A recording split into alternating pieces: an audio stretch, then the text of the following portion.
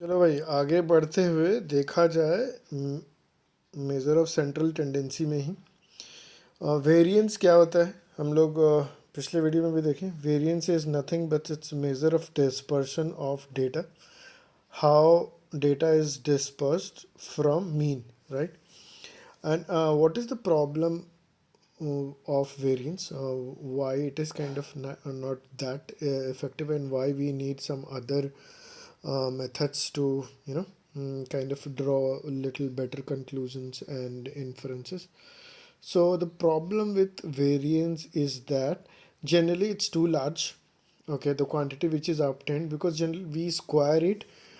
We have seen earlier that we square the differences while we are calculating the variance.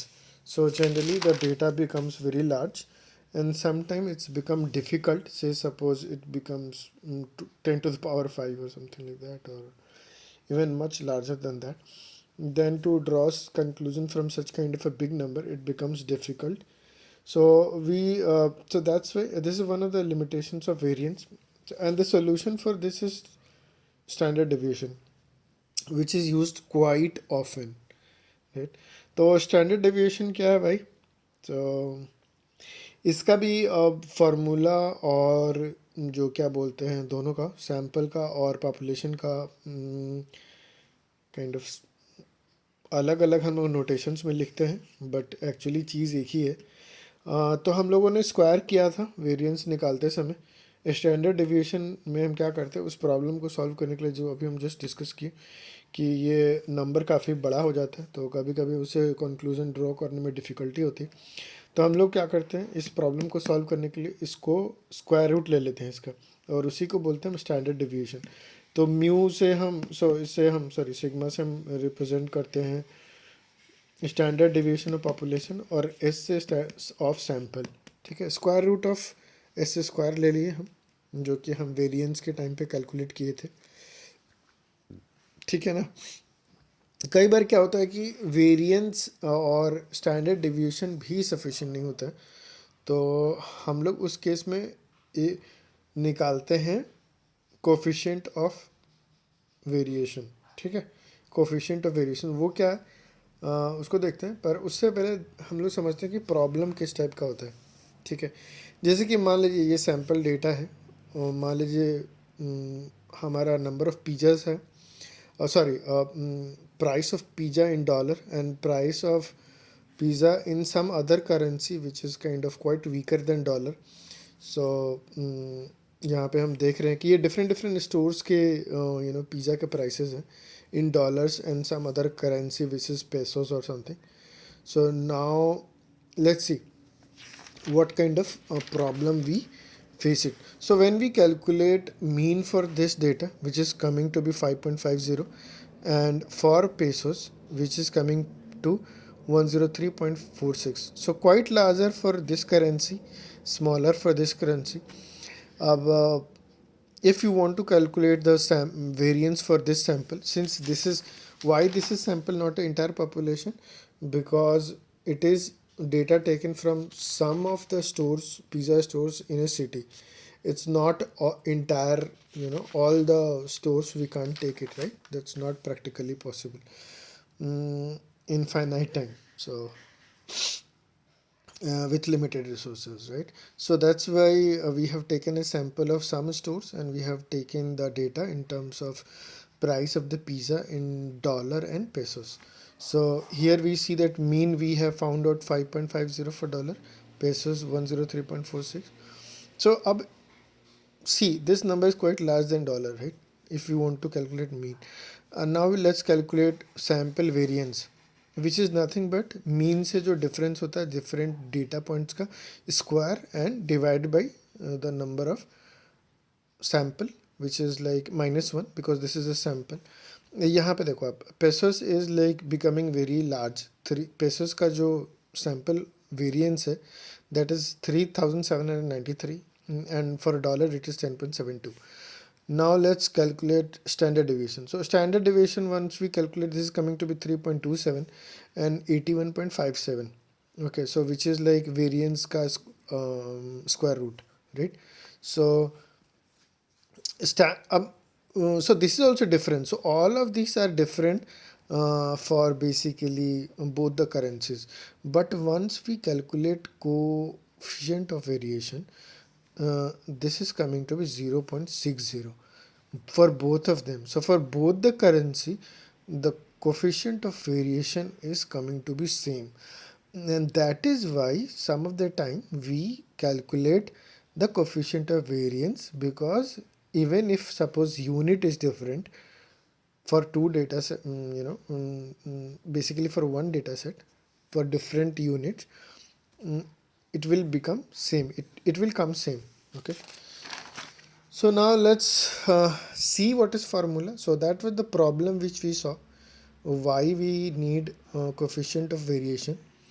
Here is the formula. It is nothing but for population. It is standard deviation by mean, okay, which is denoted by CV also. And for sample, it is nothing but standard deviation of sample by mean of the sample. Okay. However, like अभी भी like standard deviation is most common measure of variability for a single data set. Like if you have a single data set, like here we have single data set, there are not two variables. So for this kind of data, generally we calculate standard deviation. Okay, let's move on. तो अब क्या है भाई, एक छोटा सा सवाल, बहुत ही छोटा. हमारा डेटा सेट है 1 2 3, 1 2 3 नहीं 1 3 5. ये क्या है, कुछ नहीं, number of days people does exercise in a small office, और से suppose in a department of A office. Office समझ लो कि पूरा पॉपुलेशन है. तो एक जो डिपार्टमेंट है वो क्या है, जो डिपार्टमेंट है वो हमारा सैंपल हो गया. एक डिपार्टमेंट का डेटा, उस डिपार्टमेंट में सपोज 3 ही लोग हैं, कोई चिंटू डिपार्टमेंट है, ठीक है. सो 1 3 5 आर द नंबर्स. कोई एक दिन एक्सरसाइज करता है, कोई 3 दिन, 5 दिन. इसका जब मीन निकालेंगे क्या होगा, सबका summation by total number of data which is 3. So which is nothing but 9/3 it's 3. Variance इसका निकालो भाई. वेरिएंस निकालोगे तो आप देखोगे कि 1 - 3 square, 3 - 3 square, 5 - 3 square by 3 - 1, because ये सैम्पल है. It's not the entire population, it's not the entire office, it is like department's data, right? So यहाँ पे once we calculate all of this maths, we get 4. Variance is coming out to be 4, and standard deviation we know that it's nothing but square root of the variance. So if we take the square root of 4, which becomes 2, so we are getting 2 as the standard deviation. So this was very small Chintu example which we saw exercise. अब आ जाते हैं थोड़ा सा और आगे की, 2 variables जब है उस केस में हम क्या चीज़ यूज़ करेंगे ताकि हमको थोड़ा अच्छे से हम बता पाए ये रिलेशनशिप क्या है. से सपोज कि there are 2 variables and we want to learn the relationship among them, like how what is the kind of relationship. एक एग्जांपल है कि रियल एस्टेट में जनरली प्राइस ऑफ जो हाउस होता है that depend on the size. Okay, so here price of house is one variable and size of house is another variable, right. So generally तो to study this relationship between these 2 different variables we calculate covariance, ठीक है. तो जो कि हमें बताता है कि how these 2 kind of data is related. Say suppose when inflation increases, price of a bigger house increases, and price of a smaller house also increases. But how much increase and how they are becoming related, how they are moving, that's we find through covariance. ठीक है, एक नया चिंटू है covariance, ठीक है.